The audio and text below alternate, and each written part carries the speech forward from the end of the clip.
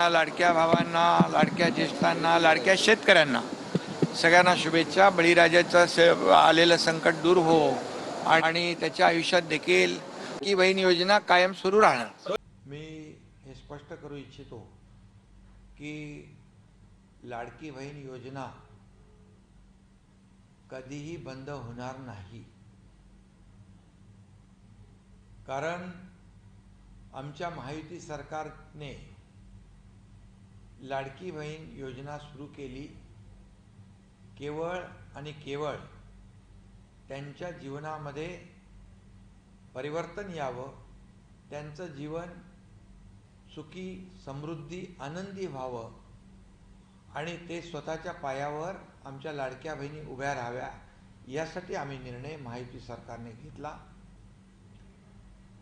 आणि आता KYC आता विरोधक जे अफवा पसरवत आहेत, KYC मुळे असं होईल तसं होईल, परंतु KYC मुळे हे आधार कार्ड लिंक होईल आणि आपल्याला ही पद्धत जी आणखी सोपी होईल, सुलभ होईल आणि त्यांना पैसे मिळतात ते सुलभतेने त्यांच्या खात्यामध्ये जमा होतील, पारदर्शकता त्याच्यामध्ये येईल. आणि त्याचबरोबर ज्या योजना, इतरही योजना ज्या आहेत लाडक्या बहिणींसाठी, त्या योजनांची देखील माहिती त्यांना मिळेल आणि त्यामुळे KYC मुळे कुठलाही संभ्रम मनामध्ये कोणी ठेवू नये.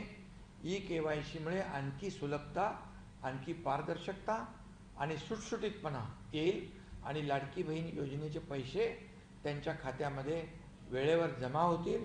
आणि पुन्हा एकदा मी सांगतो, विरोधकांच्या अफवांवर कुणीही विश्वास ठेवू नये. जेव्हा आम्ही सुरू केलं योजना त्याही वेळेस विरोधकांनी याचा खूप अपप्रचार केला, परंतु लाडकी बहीण योजना कधीही बंद होणार नाही हे मी पुन्हा एकदा सांगतो.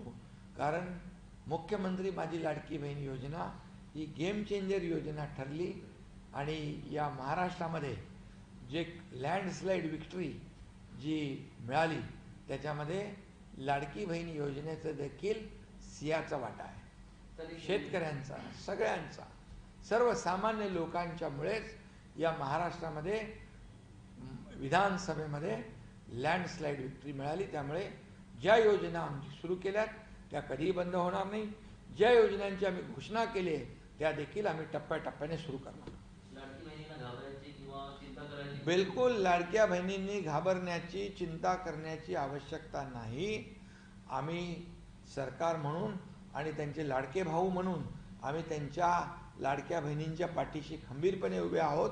त्यामुळे कुठलीही चिंता आणि काही त्यांनी या योजनेबद्दल संभ्रम मनामध्ये ठेवण्याचं, शंका मनामध्ये ठेवण्याचं काही कारण नाही.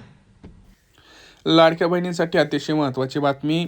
बघा, उपमुख्यमंत्री एकनाथ शिंदे यांनी मोठी घोषणा केलेली आहे कालच, पण परत एकदा बोलले आहेत की लाडकी बहीण योजना बंद होणार नाही. नाही नाही, ही काळ्या दगडावरची भगवी रेष आहे. मैं एक तो कमेंटमेंट करता नहीं और उसके बाद खुद की भी नहीं सुनता, असं त्यांनी म्हणत एक सांगितलेलं आहे. सोबतच देवाभावाने सुद्धा एक मोठा दिलासा दिलेला आहे. आता लाडकी बहिणीची KYCची तारीख ही 31 डिसेंबरपर्यंत आहे. 1.5 कोटी महिलांनी केली आतापर्यंतची KYC प्रक्रिया, ह्यांनी स्वतः ट्विट करून सुद्धा सांगितलेलं आहे. त्यामुळं ज्या लाडक्या बहिणींना असं वाटत होतं की आपली KYC प्रक्रिया राहिलेली आहे त्यांना आता टेन्शन घ्यायची गरज नाही. लाडक्या बहिणींना आनंदाची बातमी म्हणजे बघा, उद्योजकतेच्या मार्गावर महिलांना देवाभावांचा स्थिर आधार. लाडकी बहीण योजना पुढील 5 वर्ष सुरूच राहणार. बचत गट, मॉल्स आणि महिला सक्षमीकरणावर भर. स्वयंपूर्णता व रोजगार निर्मिती, प्रशिक्षण व उद्योजकतेला चालना. म्हणजे बिनव्याजी कर्ज योजना इथं भरपूर सारे दिलेले आहेत. त्यांनी सांगितलेलं आहे की आम्ही लाडक्या बहिणींना भरपूर असं स्वतः लखपती बनवणार आहोत. त्यासाठी बघा वेगवेगळ्या योजना आहेत. तर ह्या योजनांचं पुस्तक तुम्हाला कुठे भेटेल तर मराठी इन्फॉर्मेशन सेंटर चॅनलवरती यायचे, आपल्या व्ह्यू चॅनलवरती क्लिक करा. इथं व्ह्यू चॅनलवरती क्लिक केल्यानंतर तुम्हाला इथं जॉईन बटन दिसतंय बघा, जॉईन बटनवरती क्लिक करा.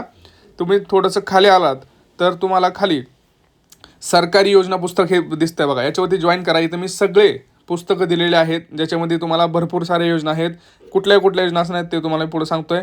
बघा, 1 कोटी लाडक्या बहिणींना लखपती दिदी बनवणार मुख्यमंत्री देवेंद्र फडणवीस यांनी सांगितलेलं आहे.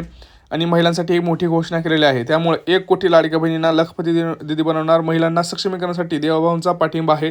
यासाठी त्यांनी बिनव्याजी कर्ज योजना आहेत, विविध योजना आणलेल्या आहेत. त्यासाठी मी पुस्तक तयार केलेलं आहे, त्यासाठी जॉईन करा. बघा, मुख्यमंत्री लाडक्या बहिणींना आणखीन एक गिफ्ट देणार. 10,000 महिलांना ई-रिक्षा वाटप. लाडक्या बहिणींच्या हिताचा निर्णय घेणार आहे हे तर सरकार असं सुद्धा त्यांनी सांगितलं आहे. तर 10,000 महिलांना ई-रिक्षासुद्धा वाटप होणार आहे. तर अशा भरपूर योजना आहेत ज्या तुमच्यापर्यंत पोहोचलेल्या नाहीत. तर त्यासाठी मी पुस्तक लिहिलेलं आहे, त्यामुळे चॅनलला जॉईन करा. 200 रुपयामध्ये तुम्हाला 100 ते 150 योजनांचा लाभ मिळणार आहे. आता भरपूर लाडक्या बहिणींचा प्रश्न होता की KYC करताना आम्हाला परत एकदा अनेबल टू सेंड OTP असा प्रॉब्लेम येत आहे. तर टेन्शन घेऊ नका, हा प्रॉब्लेम आता सॉल्व्ह झालेला आहे. तर ज्यांना ज्यांना हा प्रॉब्लेम येत होता त्यांनी परत एकदा KYCला सुरुवात करा. तुमची KYC होऊन जाईल, कारण काल हा प्रॉब्लेम येत होता, परंतु आज पुन्हा एकदा मी सकाळी बघितलं तर हे प्रॉब्लेम सॉल्व्ह झालेला आहे. आता OTP येत आहे. परंतु लक्षात घ्या, ज्या लाडक्या बहिणींना योजनेतून बाहेर काढलेला आहे त्यांना OTP येणार नाही. तर त्यांना येणार आहे सदर आधार क्रमांक योजनेच्या पात्र लाभार्थीत समाविष्ट नाही, म्हणजे त्यांना आता योजनेतून बाहेर काढलेलं आहे. ज्यांना OTP येत नाही त्यांना असा मेसेज येतो. त्यामुळं तुमचं जर नाव यादीतून बाहेर काढलं असेल तर तुमचा आज तुम्हाला असा मेसेज येतो, तुम्हाला पुनर्अर्ज पडताळणीसाठी अप्लाय करायचं आहे. लक्षात घ्या, असं जर मेसेज येत असेल तर तुम्हाला पुनर्अर्ज पडताळणीला अप्लाय करायचं आहे. लक्षात घ्यायचं आहे तुम्हाला सगळ्यांना. काय म्हणत आहे मी ते ह्या गोष्टी.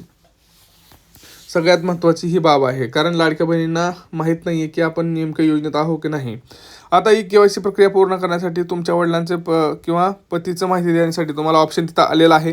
तर तो ऑप्शन तुम्ही टाकू शकताय. आता नेमकं त्यासाठी 2 ऑप्शन आहेत. एक तर तुमचे पती हयात नसतील तर त्यांचा मृत्यूचा दाखला तुम्हाला टाकायचा आहे. दुसरं, जर वडील नसतील तर तुम्हाला सेम हयात नसलेल्याचा दाखला टाकायचा आहे. जर पती असतील परंतु जर डिवोर्स झाला असेल तर डिवोर्स झालेली कागदपत्र अपलोड करायची आहेत. त्यामुळं लाडक्या बहिणींना लक्षात घ्या, आता नोव्हेंबरचा आणि डिसेंबरचा हप्ता एकत्र येणार का? तर हो, लाडक्या बहिणींना एकत्रित येण्याची शक्यता दाट आहे. मी येईल असं म्हणत नाही, कारण तसा प्रकारचा JR सरकारने अजून काढलेला नाही. तर येऊ शकतो. एका घरात 2 लाडक्या बहिणी आहेत म्हणजे 6,000 रुपये जमा होणार, असं निर्णय आता सुद्धा लाडक्या बहिणींना घेऊ शकतात. त्यामुळे लाडक्या बहिणी अतिशय खुश झालेल्या आहेत. तुम्हाला मी परत एकदा सांगतोय, लाडक्या बहिणीला कोणाला किती पैसे मिळणार बघा. नोव्हेंबरचा हप्ता 1500, डिसेंबरचा हप्ता 1500. कुठेही 21 रुपये केले गेलेला नाही. जर तुम्हाला कोण म्हणत असेल की 21 रुपये होणार तर होणार नाही, तशा प्रकारचा JR अजून आलेला नाही. त्यामुळे प्रत्येक लाडक्या बहिणीला 1500च मिळणार. 2 हप्त्याचे 3,000 रुपये असे आपण गृहीत धरत आहोत. सध्या डिक्लेअर झालेलं नाही, परंतु हे होऊ शकतं. कोणत्या लाडक्या बहिणी पात्र आहेत? तर ज्या लाडक्या बहिणींची आता बघा अर्ज पडताळणी सुरू आहे. तुम्हाला मी परत एकदा सांगतोय, तुम्ही जरी KYC केली नाही तरी सरकार मागे अर्ज पडताळणी करत आहे. अर्ज पडताळीमध्ये ज्या लाडक्या बहिणी पास होतील त्यांनाच हप्ता मिळेल. कोणत्या बँकेत पैसे येणार? तर जवळपास 8 ते 10 बँकेमध्ये पैसे येणार. पोस्टाच्या खात्यात सगळ्यात प्रथम पैसे येणार. SBI, bank of Maharashtra, bank of India, अशा प्रकारच्या 8 ते 10 बँकेमध्ये पैसे येणार. आणि हे जे वाटप आहे ते आपल्याला पुढच्या आठवड्यात, म्हणजे ह्या आठवड्यापासून, आता आज शुक्रवार आहे बरोबर, आजपासून पुढे 5 दिवसामध्ये कधीही पाहायला मिळू शकतं. मी म्हणत नाही आज येतील, आजपासून पुढे 5 दिवस कधीही पाहायला मिळू शकतं. कारण कधीही एकदम हे वाटप सुरू होऊ शकतं, कारण सरकारनं तसं नियोजन केलेलं आहे. कुठल्याही क्षणी मोबाईलवर तुमचे मेसेज येऊ शकतो. काही प्रश्न असतील तर नक्की विचारा. भेटूया पुढच्या व्हिडिओमध्ये. तोपर्यंत जय महाराष्ट्र.